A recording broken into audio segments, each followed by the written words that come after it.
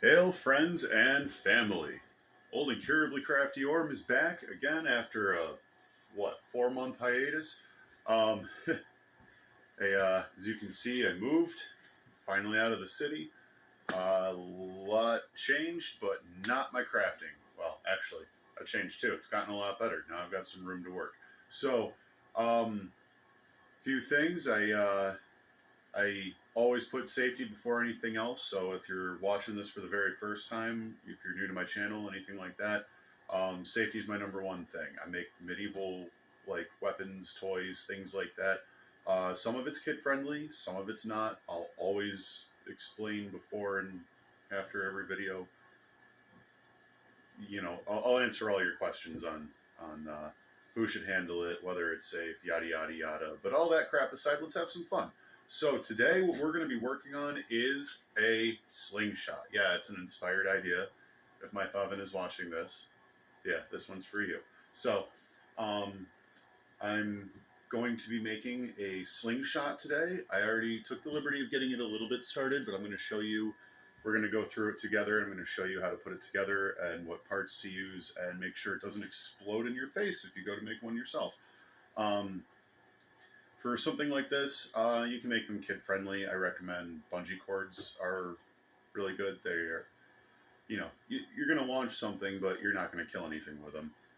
For this one, I use rubber from party balloons and stuff like that, and I actually make these slingshots pretty damn strong. So these ones are not kid-friendly, and I make them for the sake of these videos. They get dismantled usually right after I shoot a few soda cans or something with them. But it's all just for fun. So no matter what you're doing, have you know, safety at the front of your mind, but don't forget to have fun with it. So what I've done is I have this handle piece here that came off of a shelf. It's supposed to actually sit like this, but the one that's on the other side broke off, and this one's been driving me nuts. So I broke this one off to match. And this is a, call them garment hooks. That's just a coat hook. Picked up 2 of them at Ace. It's like less than $10.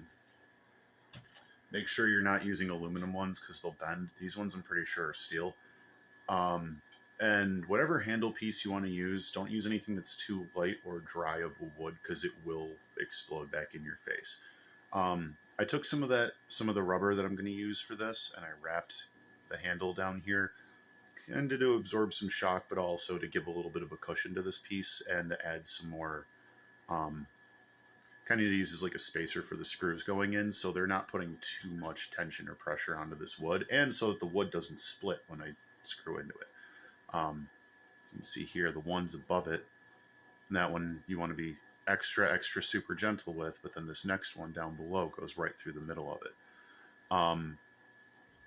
And then I also took the liberty of assembling the pocket already,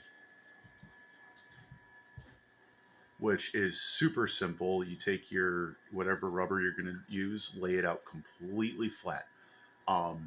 Take a piece of paper and fold it up however big you want your pocket to be. Index cards work really well too.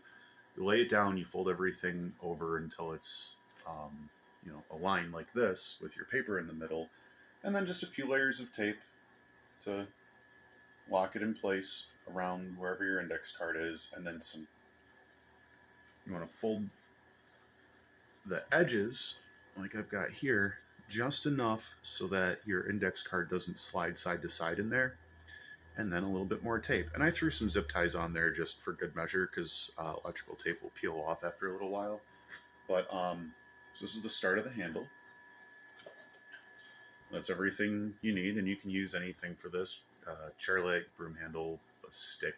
I was kind of messing around with the idea of using antlers. I thought that would look really cool with the way the hooks look, but just for the purpose of doing this video, we're going to do a quick, easy one, and I already had the part. So yeah, anything you want to use for a handle, as long as it's not going to explode in your face, because you're going to put a lot of tension on this if you're, you know, if you're an adult and you're making a fun slingshot. So let's get this thing put together.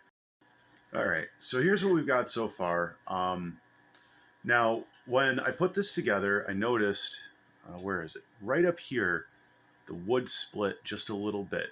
Now, that's not a huge issue because it's already braced and everything down here, but we're going to go ahead and brace this a little bit farther. What I'm going to do is I'm going to wrap this inner part with electrical tape just to give it a bit of a cushion and then crank a couple zip ties onto it. But then I'm going to show you something you can use to make an actual good and aesthetically pleasing brace to put over the front of this, so that when you're putting all that tension and going to draw this thing back, it again doesn't explode in your face. Toys aren't so fun when safety doesn't come first, because they explode in your face. So, all right. So far, this is how we've got it braced. I put the electrical tape around it, and then I have a zip tie down below where the screws are in on both sides of what's going to be our slingshot arms, and then another zip tie up above where those screws are. So that way, all of the tension being put on this, none of it's being put where the screws are themselves, which is already essentially and sort of braced. It's just adding wider, it's widening the amount of space where all of this is locked together. But the next piece I'm going to put on here, make this look a lot less chintzy, but also give it a better, make it a little sturdier, is this little, came off of a sliding lock thing. So that's going to go on right there. And once I put this in, when I release the pocket and the line on this and it all launches forward and these arms want to pop forward, they're not going to be able to go far enough to make this thing, once again, explode in my face, because we don't want our toys exploding in our faces. So I'm going to throw this in real quick, and then we'll put our line on, and then the moment you've all been waiting for, the part where we freaking shoot something.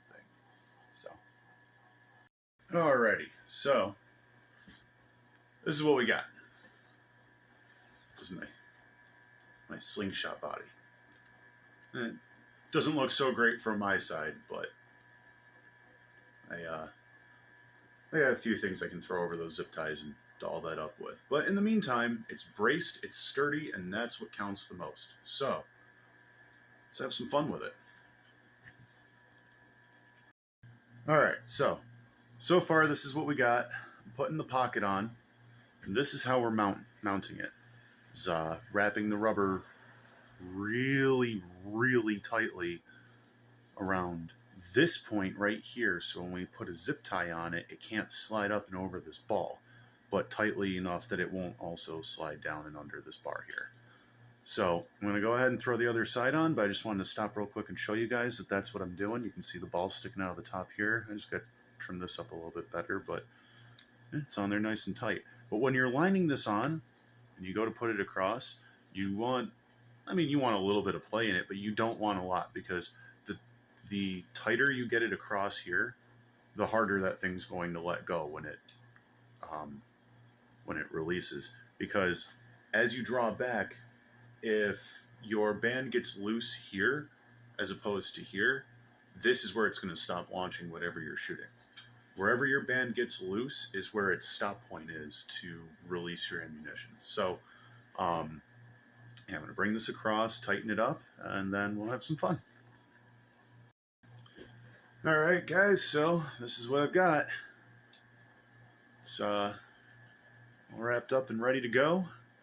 And if you want a little bit more control over your rubber and you want to tighten it up and give it a tighter draw, you can twist it like this and then just use a little bit of electrical tape in a few key spots. Just don't electrical tape the entire thing, because then obviously it won't stretch.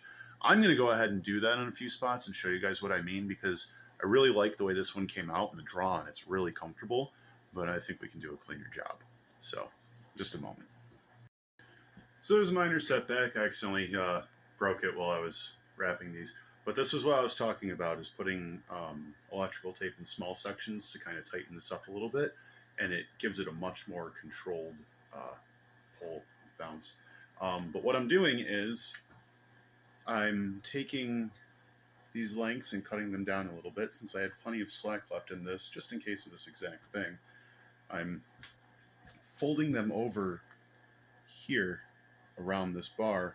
I'm going to zip tie them down this way, see if that helps tighten it up a little bit, but keeps it still nice and sturdy for me.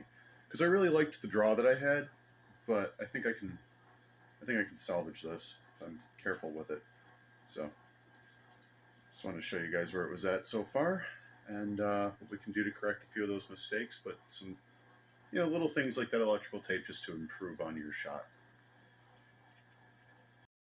Alright guys, so now here's the final product. It's all banded together the same way on both sides. It's equal length all the way down to the middle. Everything's all ready to go. It's got a really tight draw on it.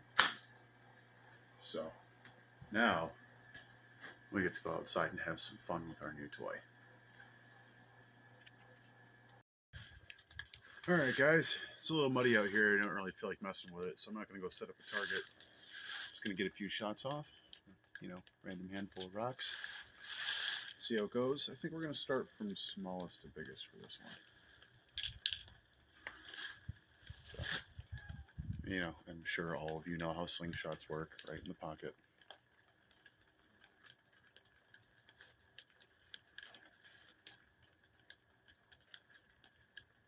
This might actually be a little small for the pocket on this.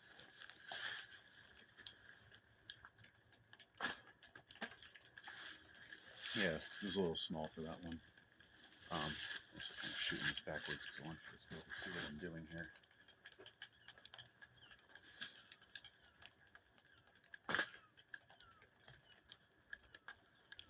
There we go.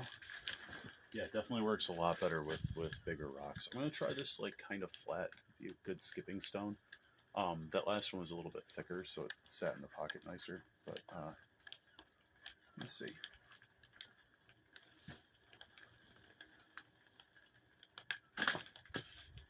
Nope. That one decided to grab the inside of the pocket there. Where did you go? Okay, well, larger, rounder stones for this one for sure. Something about the size of a golf ball would be perfect for this pocket.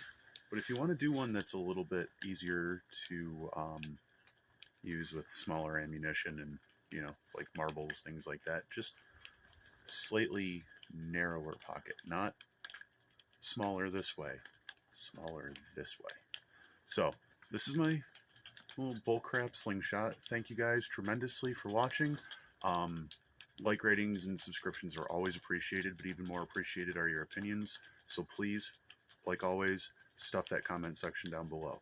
I want to hear every thought you have on anything I make. Always open to suggestions. I'm always happy to learn something new. Thanks guys for indulging me. Remember, safety's always first, but don't forget to have fun.